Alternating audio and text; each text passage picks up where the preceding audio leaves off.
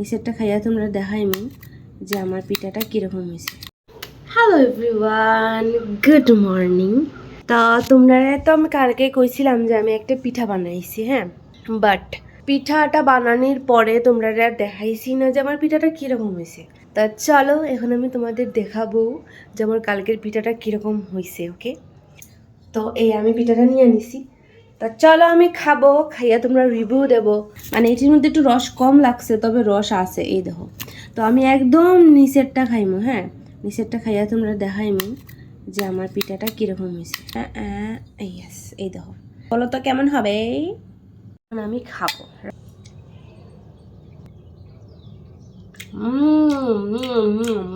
New এক্সপেরিমেন্টটা আমার কাজে লাগছে।